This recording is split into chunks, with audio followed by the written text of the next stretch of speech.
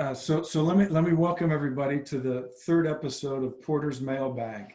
I'm Steve Watson, the athletic director at Loyola, and really excited to moderate tonight's episode. We've got our head men's basketball coach Porter Moser with us, and also coming from all the way from Croatia, where it's after midnight, the winningest Rambler of all time, Bruno Skokna. So thanks you guys for coming on tonight. We'd also like to welcome all of our season ticket holders, donors, men's basketball alumni, friends of the program. And I know we've got some students who are on as well. So we're going to have a super interactive show tonight. If you've got questions for Porter, Bruno, or me, you can use the Q&A function. It's down at the bottom of your screen. And I promise we'll get to as many of those questions as we can. So hopefully you all will make it super interactive, and we'll get some questions from you. Let's go ahead and jump right in and get started. And so I'm going to start with Bruno and let him begin with how he ended up at Loyola. Tell us a little bit about the recruiting process, how that played out for you, and how and why you chose to come to Loyola. Yeah, so thank you for the introduction, and just to try to sum everything up, because a lot of things happened at the time. I was 16 years old, and I was playing in Croatia, and at one of my games, one of my final games that I played under 16, there was a Croatian professor, Nenad Jukic, who came to the game, and he was family friends with one of my family friends, and he eventually met me after the game and realized that I was a good student as well as a basketball player, and asked me if I was interested in playing college basketball in the US. And at the time, I wasn't even thinking anything about college basketball. I knew it existed, but I wasn't following it at all. And what he did, he gave me his email contact, and he said that we would stay in touch. And the next thing he did was he reached out to the coaches, and ever since then, my contact with Loyola started. And throughout the next couple of years, as I was growing, I was playing international tournaments. And when I was 18, I played at the European Championship, where also Coach Porter came to watch me play.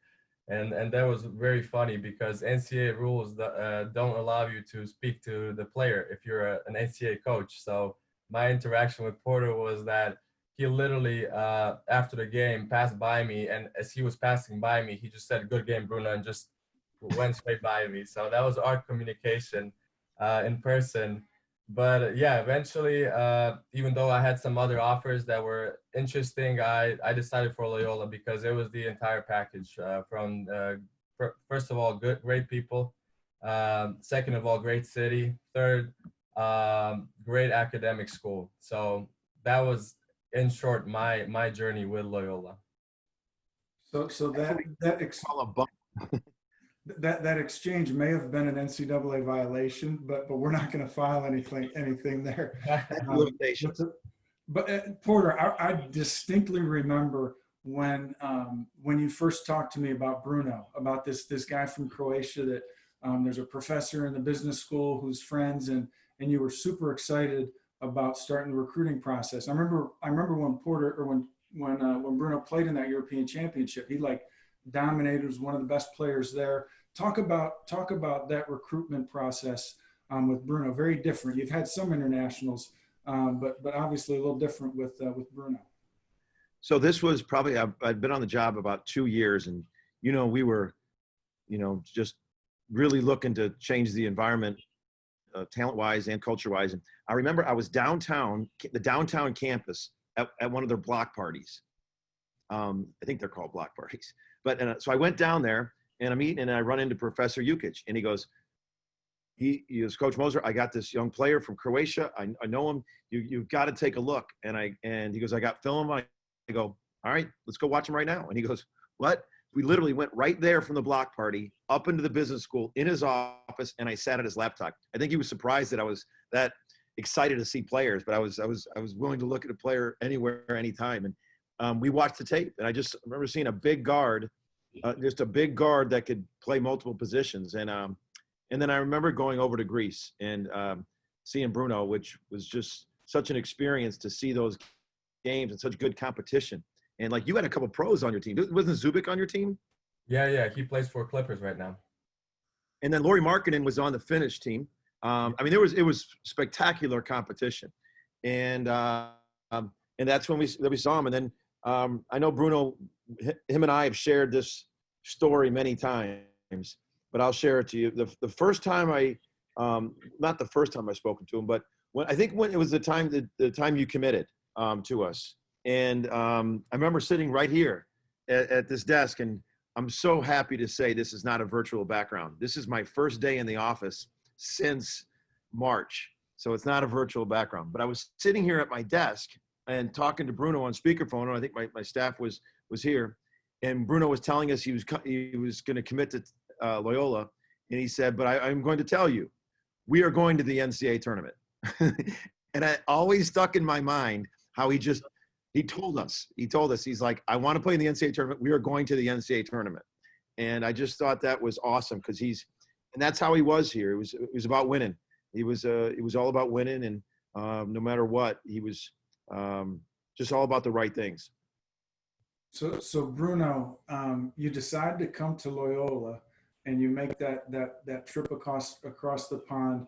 Talk about the getting acclimated to Chicago, going to class, and was there anything like some kind of experience or story or surprise that the listeners might be interested in hearing?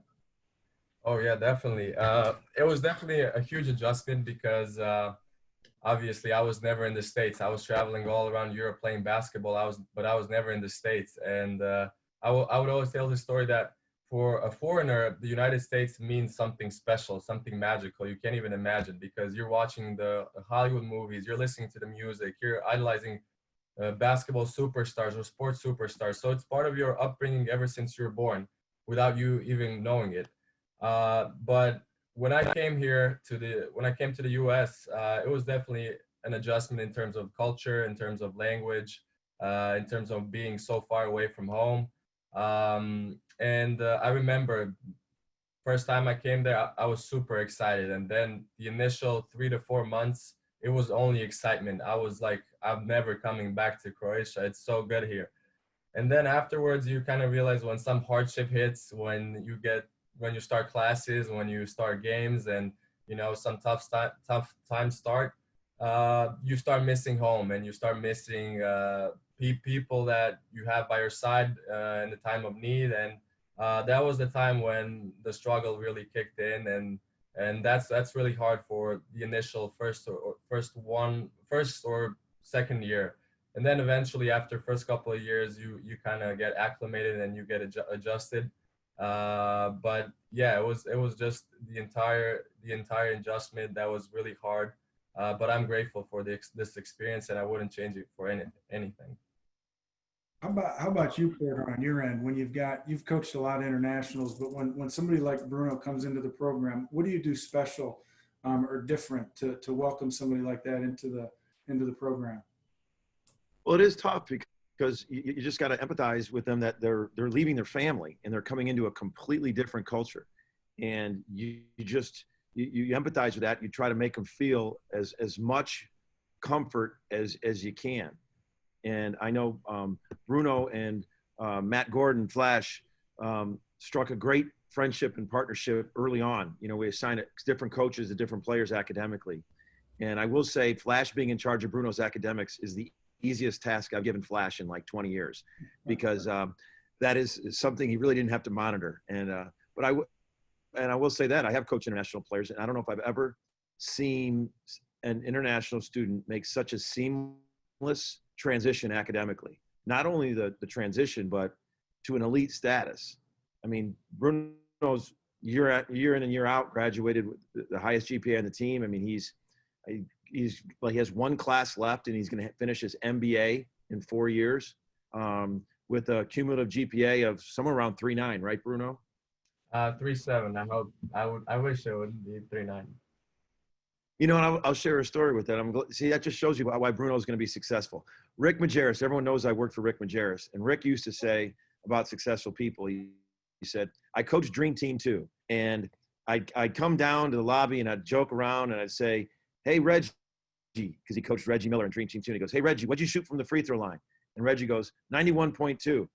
And he goes, then I saw Shaq. I said, "Shaq, what'd you shoot from the free throw line?" He goes, "Well, around 51. Like, and he goes, guys that are successful know exactly where they're at. And I love that Bruno knew exactly that he was at what his GPA was. But his, you know, to come here, and a lot of people can't put themselves in that shoes. I know I can't, to go to another country, to have a completely different culture, not knowing your teammates, not knowing anything, and then fit in and be as well liked as Bruno, and then do as well as he did, says a lot about who he is and his mental toughness to get through the tough times that a lot of us have our family right there every day. Yeah, Bruno, I'm going to ask you to talk a little bit about the academic piece here in a second, but I want to say, people who are listening, feel free to shoot some questions in. I've got one that I'm going to go to in a second, and a nice little comment that I got from Harry Rossi. But Bruno, talk about the academics. I mean, you were it seems like every year, MVC honor roll, MVC scholar athlete team. As Porter said, you get your MBA in 4 years. You're learning in your second language. Talk about the academics. I mean, it's amazing to me that somebody can come in and achieve at such a high level. Well, I think it's all about habits, and I had them ever since I started high school, because here in Croatia, if you're a prospective athlete that has a lot of potential, usually you're going to choose a high school that's not as good. It might be a sports school that kind of lets you go through it without studying a lot. So what I did was I chose a great high school that was one of the best high schools in Croatia, and I was practicing and studying all day ever since I was in high school. So when I came to the U.S., where everything was scheduled for me from the morning till the evening, everything was super easy for me. Of course, the transition of the language and of the culture and communication was tough in the beginning, but when I adjusted to that, everything else came super easy. But like I said, it was just about habits that I had since high school. So here's our first question from one of our listeners. But before I say that, I want to tell people who are maybe just tuning in. Porter's light went off. He's sitting in his office in our super green campus. If you don't move, there's a motion detector. Your lights automatically kick off, and that might be the first time that ever happened to Porter, because we all know that he's constantly moving. I know. I think every 2 minutes I'm just going to have to get up and walk around my office and do this. Yes, it shows how green the university is. That's right. That's right. Here's our first question. This is from Jim White, and it's perfect. We're talking about academics, and Jim wants to know what your toughest class was in the business school. He says, "I know what mine was, and I'm curious to know what yours was." So it was actually two classes. One was financial options with Angelo Vignola, and the next one was credit derivatives with Stephen Todd. So those two classes were definitely the two hardest classes, but the amount of knowledge that I gained from those two classes was probably the best. Am I allowed to ask you what you got in those classes? Yeah, in options class, I got an A, and in credit derivatives, I got a B. So I wasn't that great. I know a lot of people would probably kill for a B in that class. So I'm going to tell a quick story. This comes from Harry Rossi. He and his wife Diane, when they were down in New Orleans for the Final Four, they were with a cab driver. Found out they were from Chicago. He told us about a young man from his town in Croatia who was coming to Loyola. Although this was before you got to Loyola. So the cab driver told him about a young man who was coming to Loyola to play basketball. He said Bruno was a great young man and a great basketball player. And Harry said he was right with an exclamation point. So I appreciate Harry reaching out. I'm going to move into a little bit now to talk about people who were influential in your life while you were here at Loyola. You mentioned the professor. Talk about mentors and other people who impacted you and helped you through your journey here at Loyola. Definitely. And I have to start with one person, and that's Mr. Bob Parkinson. Unfortunately, he passed away 6 months ago, but he had a huge impact on me. It's just unbelievable that a person like him even wanted to talk to me. And not only that he talked to me, he became a true friend and my mentor. I would shoot him an email, he would answer in 30 minutes. I would text him, he would answer in 5 minutes. And one of the biggest thing that I'll never forget. So it was December 5th, and he shoots me an email saying, "Hello, Bruno. I know we were talking about scheduling lunch and meeting, but I have some huge health issues as he was diagnosed with pancreatic cancer, which I didn't know about." And at the end of the email, he said, "I just wanted you to know that I didn't forget about you." And that was just heartbreaking. That person, I can't even put it into words what he meant to me and what kind of impact he had on me. But besides him, obviously Coach Porter, that I spent so much time with him, and even though it's not easy to play for him because he's very hard on his players. But so many lessons can be learned from just being dedicated, being disciplined, and getting the best out of yourself. Because I know personally, every summer I was coming 110% ready, knowing that nothing is going to be given to me. But yeah, probably many other people that I just don't want to name them all. Maybe I'm going to forget someone, but Mr. Bob Parkinson, number one, and Coach Porter's definitely had a huge impact as well. Professor Yukic. Professor Yuki, yeah, we mentioned him already, so he's not that important. He's probably listening, going, "Bruno, what are you talking about?" He's up there as well. He was my second father. So Bruno, also, you mentioned that how challenging and difficult it can be to play for Porter, how demanding he is, and I can tell you, he's demanding to work with as well. He demands the best from his staff, from his players, from the administration, from all the support, and that's why his programs has been as successful as it is, as it's been. Porter, talk a little bit about Bob Parkinson. Bruno mentioned Bob, and he's meant so much, not just to your program and to athletics, but also to the university as a whole. And I know you had a great relationship, very special with Bob as well. No, just your heart aches when you hear Bruno talk about it, because about Bob and the impact he had on him, because he had it on so many of us associated with Loyola. But it speaks to both of them. I remember Bruno's freshman year when I brought Bob. Bob would if I let Bob into every practice, he'd be there every practice. If I let Bob drop a play, he'd want to drop a play. He was that big of a basketball junkie, especially Loyola basketball. So I said to Bob, "Bob, you want to come to practice? And, you'll be in the chairman of the board. I think it'd be cool if you want to say hello to the guys." And he's like, "Would I?" So he had a great speech. He just talked to the guys before practice. We huddled them up and Bob talked to him. And at the very end, he said, "Now, if any of you ever need anything, email me. If I can ever mentor you or help you." And you could just see Bruno's go like this. And he literally, as Bob was walking away, I don't even remember this, Bruno. I think that's when you first contacted him and just said, "Introduce yourself." And then Bruno emailed him. And that's what I love, about Bruno. And successful people, want to be lifelong learners. They want to learn. They want to do this. And Bruno took advantage, and they struck up a great friendship. I remember Bob talking about Bruno with such heartfelt love about their friendship. And you can feel Bruno speak the same way about Bob.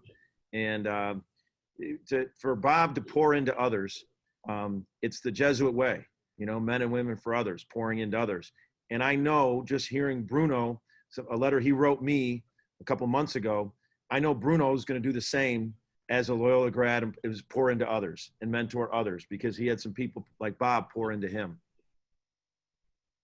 All right, Bruno, I got a quick question for you. 2018, obviously a big year for you, a big year for Loyola. The greatest memory for you from 2018, is it the Loyola's trip to the Final Four, or is it Croatia making the World Cup final? that's a very hard choice. I can't choose, honestly. both were such an amazing successes, and both teams played with so much grit and deserved so much more respect than they have at the time they played. And they surprised everyone, both my country and both Loyola. So I don't know. I can't choose. Do people in Croatia, would they even know what the Final Four is? Some people do, but they don't understand the meaning of it. Only when I tell them that 70,000 people watched our game, then they're like, "Oh, what is that?" Porter, talk about the role that that Bruno played on that team in 2018, and any moments that really stood out for you with Bruno that season.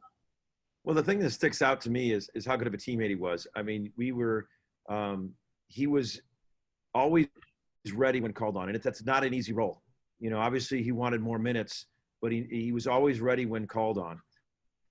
And he was always on top of every game plan, not knowing how many minutes he was going to play. And that takes a special person.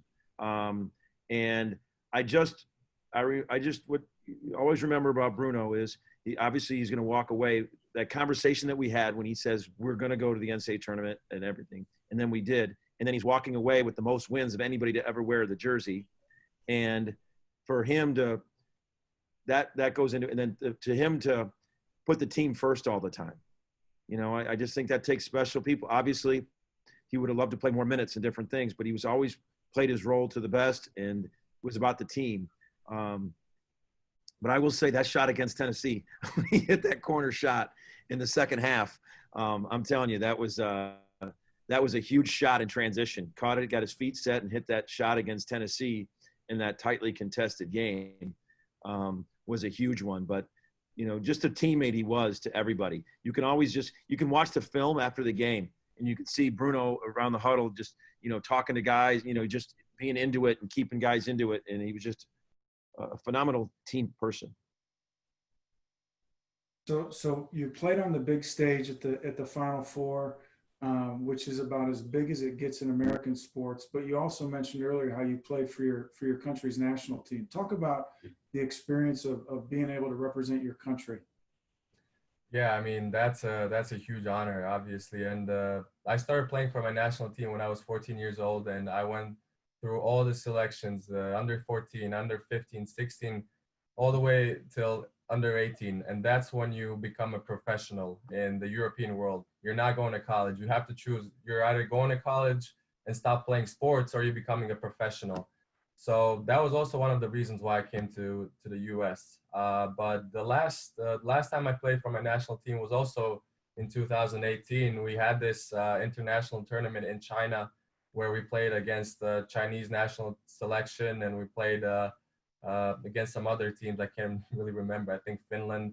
But it was a great experience, just encountering different cultures, playing against some of the top international players. It's just an experience that not many people have at 22 or 23 years old. So I'm super, super grateful for that.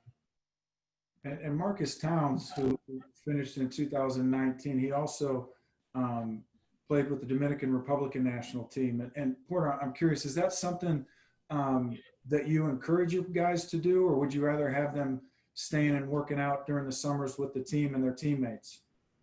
Well, it's an interesting question, because obviously the summer is a big time for us to do things. And I remember the one year, Bruno, you came and said you wanted to play there, and I was like, I'll never hold you back. And because what an opportunity to do that. I mean, you got your certain window to play for your country. As a basketball player, I wasn't good enough to play for our country, but would I have done anything to do it? No doubt. I just think that's so awesome to be able to play for your country. And so he did that, and then Marcus doing that. So it's something that that absolutely that I remember that Bruno did that, and just you want them to take that opportunity if they have it, because it's special. I'm getting flooded with questions on what's next. I got Dan Hansen, Lou Minnie, Martha Moran. Everybody wants to know what's next for Bruno. Is it playing professionally overseas? Can we expect to see you back in Chicago starting your business career? So a lot of people want to know what's going to be next for Bruno. So yeah, we Coach and Steve, we talked about this before kind of tuning in. So I'm still kind of in between because obviously the situation in sports is still so unknown. There's not a lot of money right now. Everyone's struggling. So a lot of teams here in Europe are kind of, they don't know what to do with their players. They don't know what to do with their staff right now. They're pushing the dates of their season starts to October and November. So a lot of uncertainty. So I'm kind of forced to look at my options in the business world as well. And I would love to come back to Chicago because in these past 4 years, I met so many great people. The Croatian community that I have there, I just love the city. It's my second home. So I'm kind of in between and waiting for a good opportunity because I think making any decisions in advance without kind of thinking it through might be hurtful for my future. So I'll just take my time and take my time and make a good decision.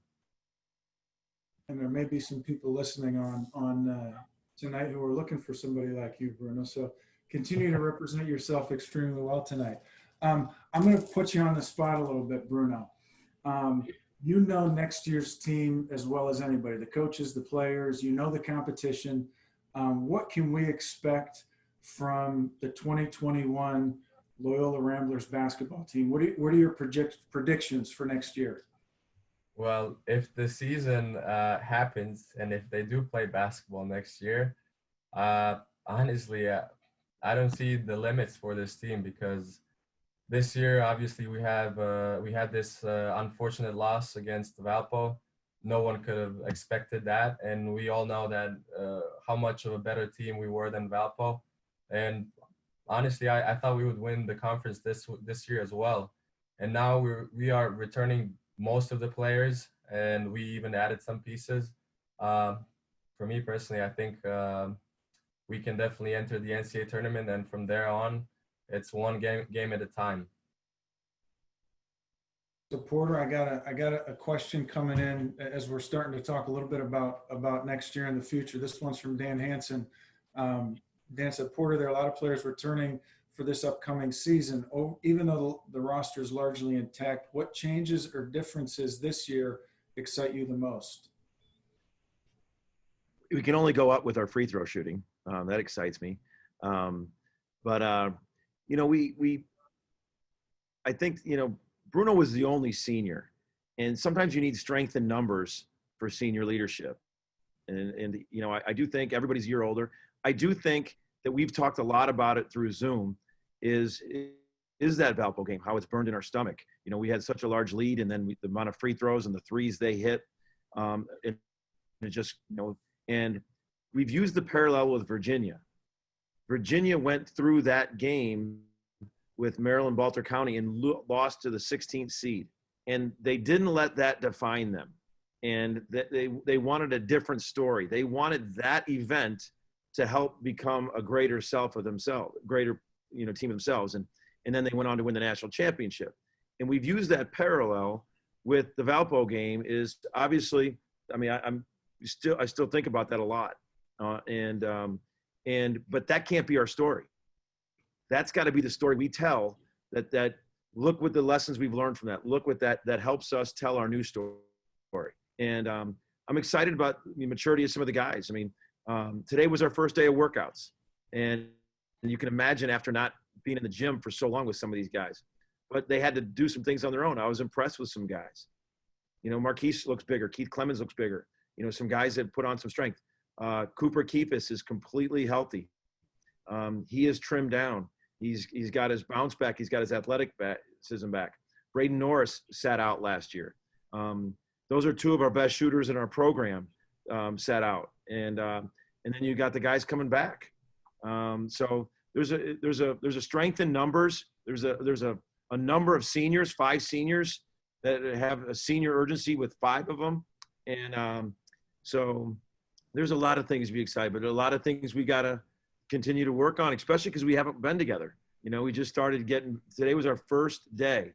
And, you know, it was different than normal. Normal, if Bruno will attest to this, normal if everybody came back out of shape, I might not have been the happiest guy in the room, but today I had to be understanding. I mean, we knew that these guys were going to be out of shape. Some were surprisingly in good shape, which I was very pleased.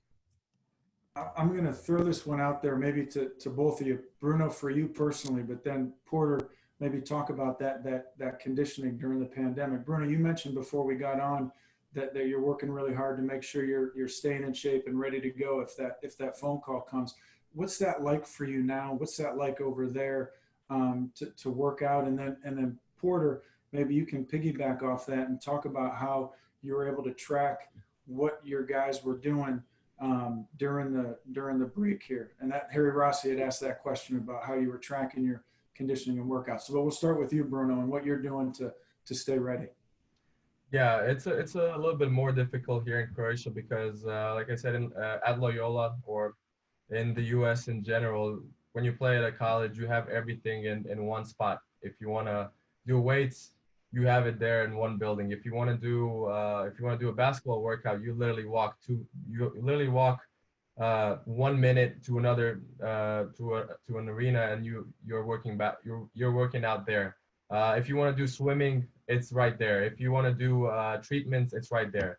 While here in Croatia, if you want to do weights, you have to do it at one place. And then if you want to do a basketball workout, you have to go to a different place, which is 15 to 20 minutes away in a different part of the city. So it's a little harder. And also you're not sure if the weight room is clean because the public is using the weight room. So it's kind of difficult because you don't know if you're going to pick anything up and if you're going to come back with COVID or not. So it's smarter for me to stay at home and just work out at home or just go outside and run and just do something on my own. Porter, what about you and tracking your guys while they were away from campus? Well, it was all through technology because we couldn't be with them, and first team All-American at Zoom. But I think we had to stay and connected, motivated through Zoom. And, Alex Sharon, our strength coach, was able to do some voluntary workouts of different things, but everybody had different resources in their house, like different dumbbells, a lot of body weight stuff. And then what we did was we gave them accountability partners. We had like 3 guys, and every week we changed it. And we told those guys in that group, you are your accountability partners. What are you doing on your own? What are you doing basketball-wise, if it's dribbling, if it's running, whatever it is. And then at the end of the week, we'd change them up. So they were constantly with different guys. And then they had to send pictures in, and the best picture we'd talk about on Zoom. We did a bunch of projects motivationally, individually with my staff, and one at a time, offensively throughout the whole year. I mean, very long one-on-one Zoom meeting with each guy offensively, their game offensively, clips, showing them what they could do better with their shot, with different situations. And then we did the whole round again defensively, and just constantly motivational things. And but that's about all you could do. You couldn't be together with them. Campus was closed. Most of all facilities are closed, but you had to continue to talk. We had conversations about our vision and make more of a vision statement of Doc Rivers said it best. He said, through this NBA season, with everything we're going through, whoever's left standing could be one of the greatest we've had. And we've used that quote with our guys. It's so hard. We're going to be going through so many obstacles. Instead of complaining about them, we just got to control what we can control. Whatever's in front of us, overcome the obstacle and move forward. And we want to be the last one standing. And that could be one of the greatest championships we've ever had. And we've talked a lot about that, and just continue that conversation of motivation, of self-motivation, because they've had to do it on their own. So inevitably, when we have an open forum like this, we always get questions about scheduling, non-conference scheduling. Who are you going to play next year? And so I'm going to go to Bruno first, but then I'm going to let you talk about scheduling. The specific question came from David Byrne. He asked about playing Marquette or DePaul. So we've got some good answers for that. But I want to start with Bruno. When you first came over here, and probably not knowing as well the different schools in the U.S., maybe talk a little bit about some of the bigger non-conference games that you played, or some of your great memories from going on the road. Sure. My first memory that I'll never forget, it was my freshman year and we played NC State in North Carolina. And that gym had probably 20,000 seats plus.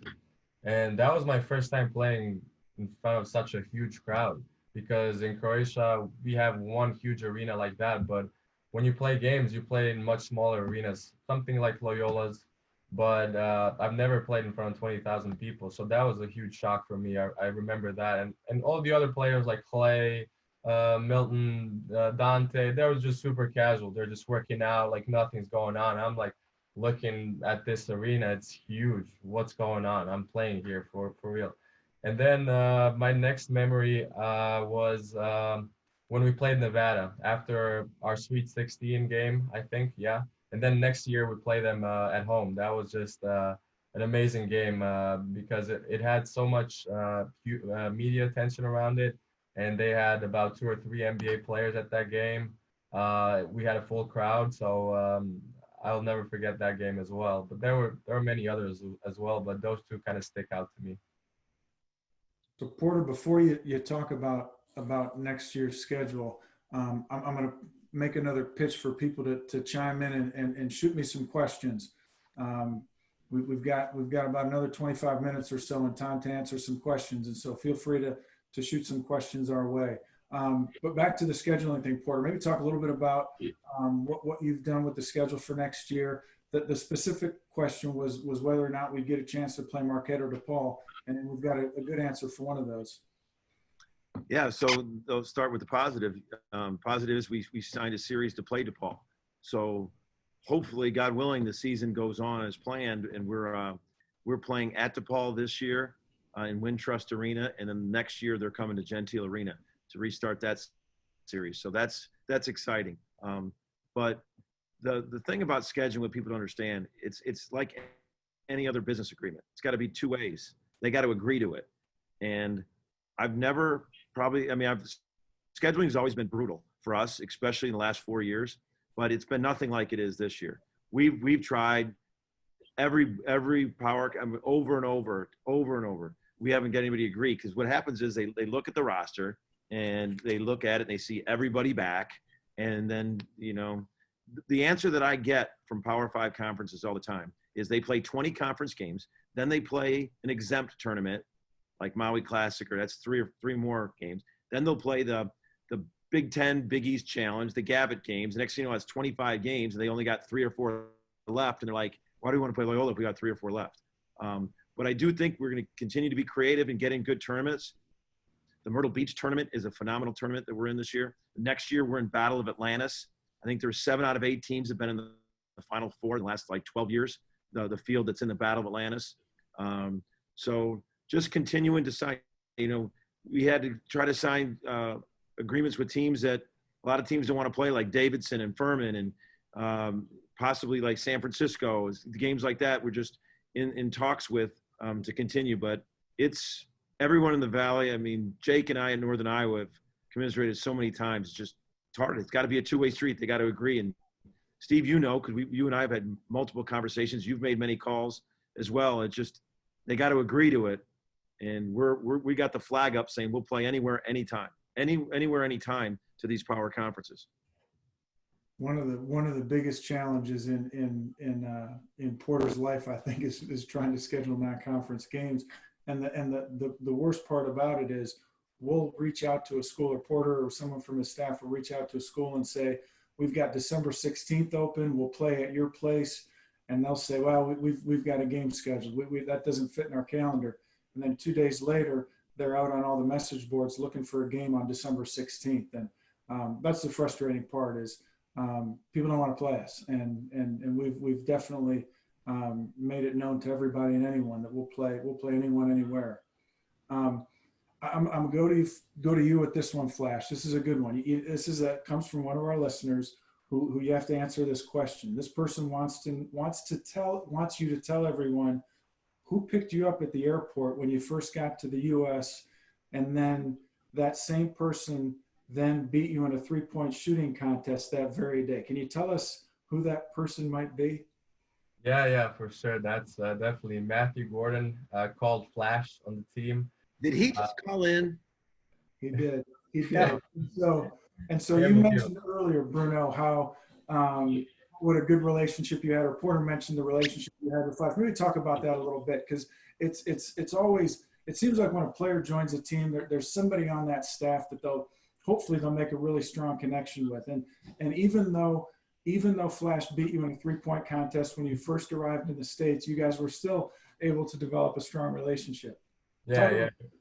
It was tough. It was tough to develop a relationship after that. But yeah, he was the first person that talked to me through emails, and he was the one who mostly talked to me. And then I would get on a call and talk to Porter and all the other coaches. But my constant contact was with Flash. And whenever I needed to do anything like getting a social security number or doing anything regarding my visa over there in the U.S., Flash was usually taking care of that stuff. So, but I don't want to kind of uh, choose him as the only one who was doing that, because all the other coaches, assistant coaches, were great as well.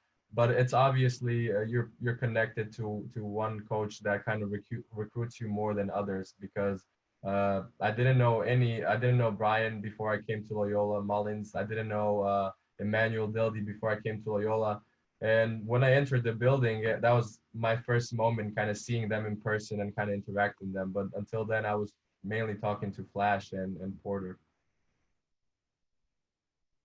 Does it surprise you, Bruno, that 5 years later, Flash is bringing up that shooting game with you?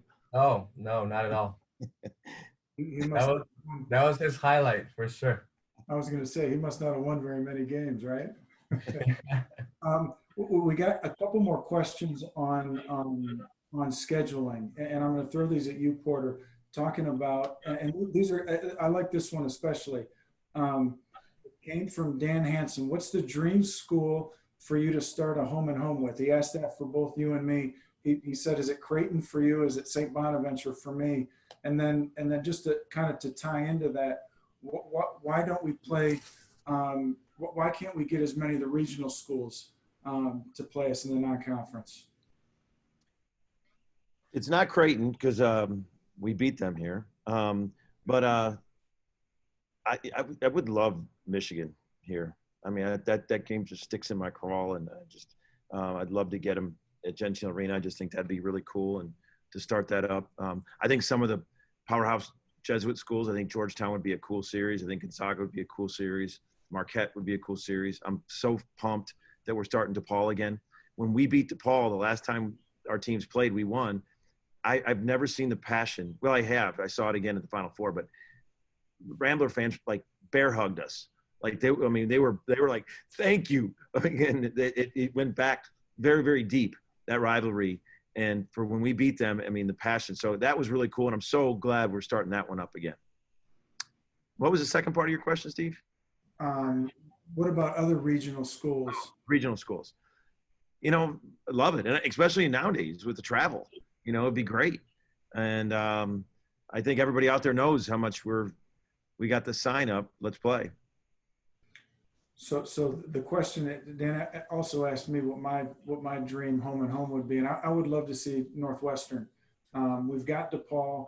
We would love to play Northwestern. We've played them as part of our schedule a few times in the past couple of years with the closed scrimmage game, and so to be able to play the school right up the road, since we're already playing the school right down the road, I think that would be exciting for us.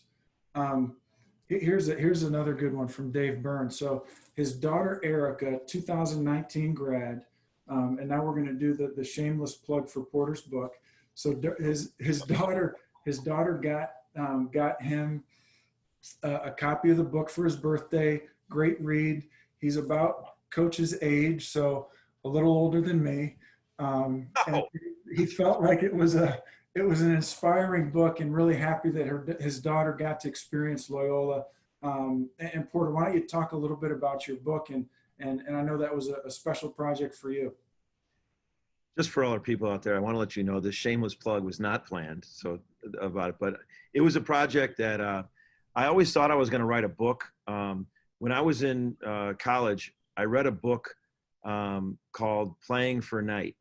And it was by Steve Alford. And I remember I just cover to cover. I was just growing up in Big Ten country here in the Chicago area, Bobby Knight basketball. I was just so intrigued, like that book, Playing for Night. And then when I started working for Rick Majerus, I started journaling because it was just unbelievable, and just so many stories and things. And everybody always asked me, what's it like playing for Majerus?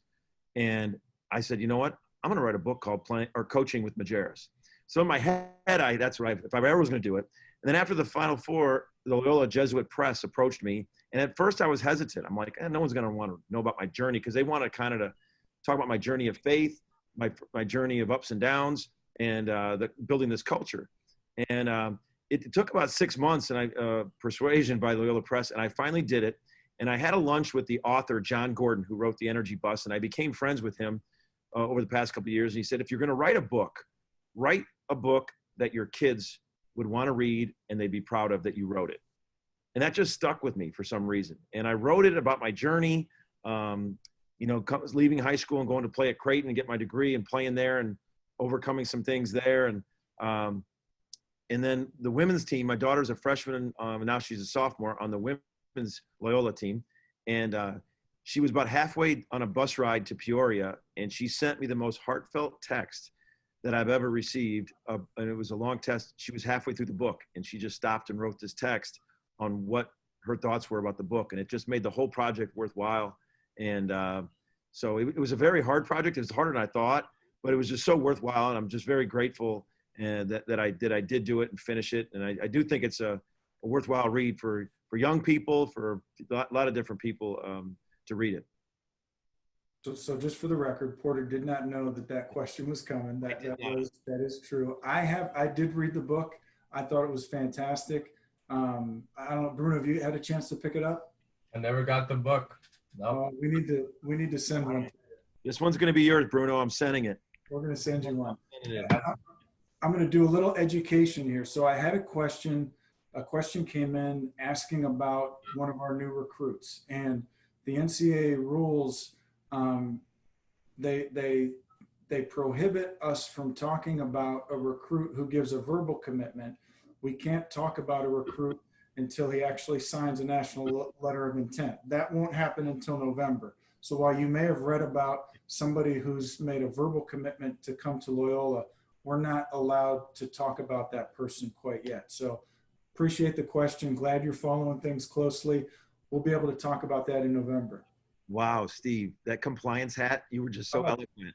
I was really impressed with the compliance piece. Thank you. It's really good. Keep reading though this week. I'm not supposed to say that, but keep reading. I'm going to slap you on the wrist though. Still, maybe for more news. I don't know. I'm not supposed to say that. Well, I'm going to slap you on the wrist for talking to Bruno in Europe when he was 16 years old. That's but look how good I was. I mean, like anybody was there, and I walked by and I paid the rule. I just said good game. I could have stopped and talked to him, and I mean, who was going to be there? But my moral compass did the rules. It right? worked. It worked. It happens in Europe, stays in Europe, something like that. Yeah. No, I mean, I just literally had to walk by him and just say that. I couldn't strike up a conversation.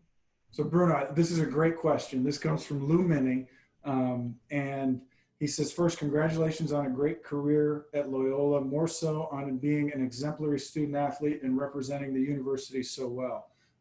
And I'm asking some of these questions, and I don't want to say the same thing over and over again, but that's what everybody's saying before they ask the question to you is how proud they are of the way you represented the school. So his question is, who's the best player that you played against when you were at Loyola, and then also who's the best player you played against internationally? Well, at one of our practices, at one of our scrimmages at Loyola, Jimmy Butler came to an open gym practice. So that was for sure the best player I played against. The best teammate that I played with was, in my opinion, Milton Doyle. Just the way he plays and how talented he is, it's just unbelievable. In NCAA, I was super impressed with Martin brothers. They were amazing to play against and to see them in person. And internationally, I had a chance to play with Zubac, who plays for Clippers right now, and some other NBA players like Šarić, and who plays for Phoenix Suns. Also played against Markkanen. But yeah, a lot of great players like Korkmaz, who plays for the Sixers right now. But Jimmy Butler was for sure the best player, and it's hard to describe what difference it is between being an NCAA college player and being an all-star in the NBA. Unbelievable. And one more thing, thank you for the best wishes and congratulations. It really means a lot, and I think what makes Loyola special is not the name itself, but it's the people that are at that university, from the students, professors, coaches. So I'm grateful to all the people.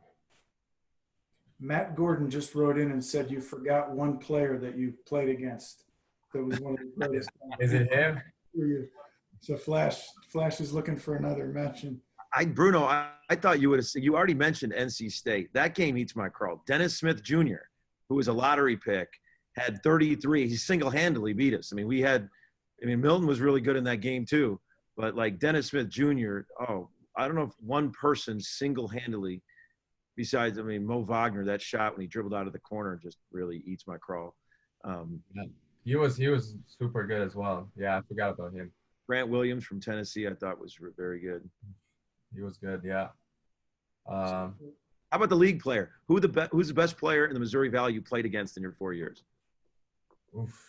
I remember when we played SIU my freshman year. We played them 3 times and we lost all 3 times. And I remember this guy, O'Brien, he was a 4 or 5.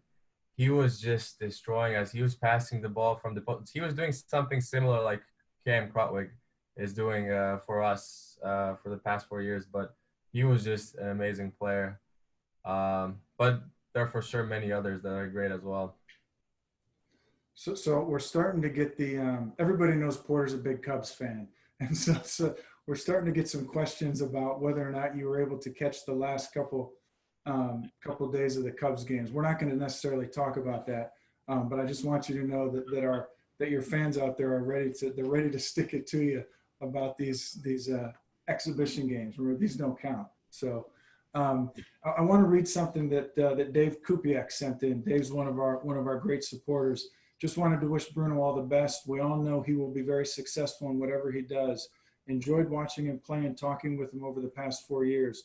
Please thank him on behalf of all of us, and also agree with Porter. It would be great to play and humble Michigan at home. That comes from Dave. And then I want to transition into a question. This is a good one from Tim Day. I'm not going to pronounce this name right, but 5-star recruit McCour Maker, who just turned down Kentucky, Duke, UCLA, and picked Howard. With something like that happen, would you see that becoming a trend or something that could potentially happen more frequently with some of these high-level top players choosing to go to smaller schools over the power teams? It's we got to wait and see. One, we'll wait to see if he actually goes to college, with the new rules. He might not make – if he does go to Howard and competes, I think there's going to be a lot of eyes to do it again, especially of guys trying to collaborate and have more than one 5-star recruit go there. But what you give the young man credit for, that if he actually goes there, is the resources, some of the Power 5 schools, charter flights, training tables, the trainings that they can have, that's what is going to come down to it sometimes, because these kids are trying to make their platform better to go to the next level. I think it's awesome. I think it's the reasoning and what he did. If he actually goes and competes, there'll be a lot of eyes and questions to him if he felt that it was about his experience. But I was wondering too, when he did it, if we'd immediately see a couple more follow and collaborate and go with him in this day and age and make it. And that would have been really cool, is to see a bunch of them 5-star players go there. I'm going to jump on this question real quick. It circles back to scheduling a little bit, but Any chance that we'd ever get Florida on the schedule? Maybe you can speak to that. That came from Ted Robusky. No, we tried. There was a request. They were looking for a team to play in one of their little events down there, and we got shut out of it. And they might still be looking for it. We keep saying. So I doubt. I mean, and they sure as heck aren't going to come back to Loyola. That's the big thing. But I do want to say this before. I mean, we'll get back to questions. Because I know our time is dwindling. Is that Bruno? We're remiss that we couldn't have a banquet for you. And a senior banquet because of COVID, to let everyone know, what you meant to Loyola basketball and what you meant to our Loyola family. And we say this all the time in recruiting, and said it is, we don't look for a 4-year commitment from our student athletes. We look for a lifelong relationship. And I know we're going to have a lifelong relationship with Loyola, you, and the senior banquet is to celebrate someone's career, their impact, what they did. And what you did is you walked away with the most wins of anybody ever to play. You walked a win pouring into others. You were a 5-star teammate to everybody, and a 5-star person to everybody, a 5-star student to everybody. And your legacy will be that. And the senior banquet, I feel that we couldn't do it, but this is in a way, and what we're telling everybody and sharing today, and people on the other end of this Zoom, is thank you. Thank you for everything you've done for Loyola basketball.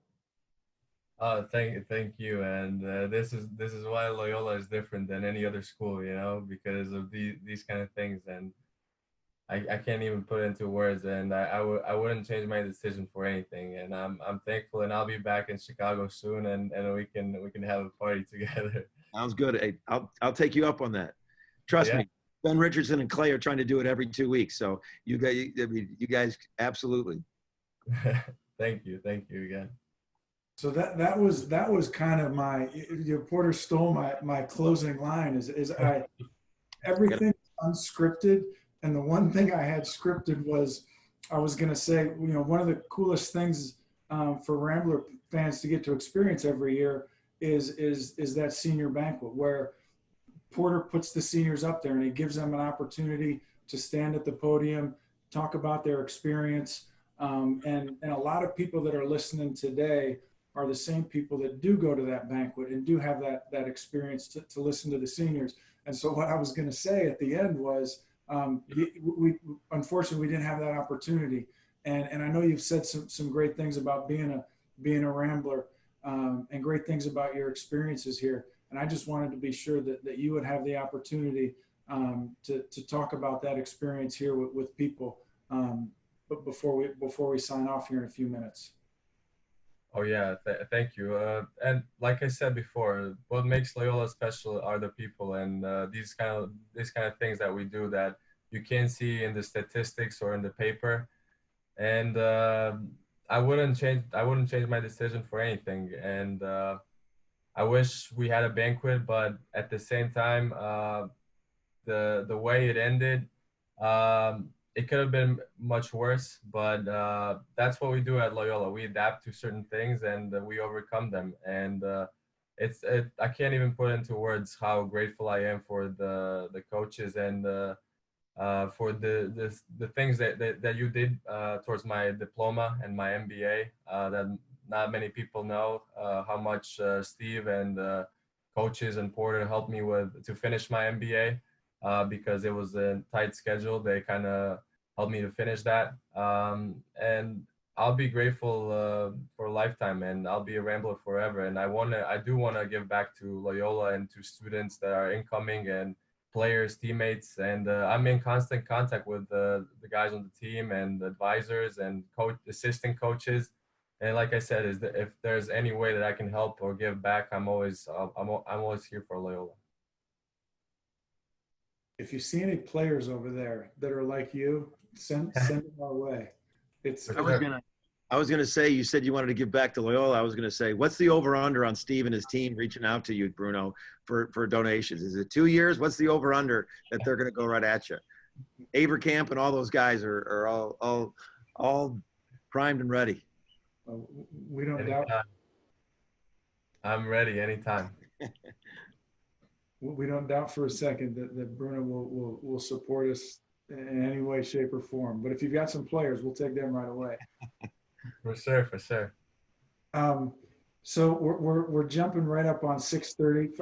I'm going to apologize because we didn't necessarily get to all the questions. Tried to get to as many of them and at least get to the themes or different subject matters. We could at least talk about those. But we're gonna cut off here in a second. I promised Megan that Porter would be home by 7 o'clock for dinner, and I know that Bruno's over in Croatia and it's +7, so it's 1:30 in the morning there, and he probably needs to get to bed. So a huge thanks to Bruno and Porter for spending some time with us here tonight. Big thanks to all of you for joining us and listening. This won't be the last Porter's Mailbag. They're a lot of fun. I don't know who will be on next. Hopefully they can find a professional host who knows what they're doing, and we can get as many folks coming on board and listening. So I'm going to say good night, and I'll give both of you guys a chance to maybe say good night as well. I'll start. I'll start. I'll let Bruno finish it off since it's his night. So I just want to say thanks to everybody out there to coming in here and throwing questions out there. And I know if you could all have your voices heard, you'd say the same thing about Bruno that I'm saying. And but we're getting closer to getting back, and I look forward to seeing all the Rambler faces soon, hopefully sooner than later. And to you, Bruno, it was great seeing you. Great catching up. And I know we'll stay in touch. And again, a heartfelt thank you. Sure. Thank you, Coach. And thanks to all the people watching this. And as I already said, if anyone wants to reach out, and if I can help in any way, you can find my contact online or through someone. And again, thank you for everything to all the Loyola people, and especially you, Steve and Porter, for everything for the past 4 years. And I'll talk to you soon. All right. All right. Thanks, everybody. We're going to sign off now. Thanks, Bruno. Thanks, Porter. Thanks. Bye, everyone. Bye.